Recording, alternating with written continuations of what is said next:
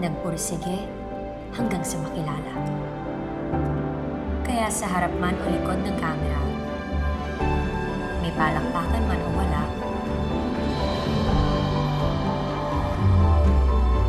patuloy kong ibinabahagi ang aking kwento para mapakinggan, marinig at makita ng mga taong walang ibang gusto kundi ang magtagumpay. Hindi man laging maliwanag ang daan, pero hanggat meron kang gustong puntahan, walang dahilan para bumitaw sa laban.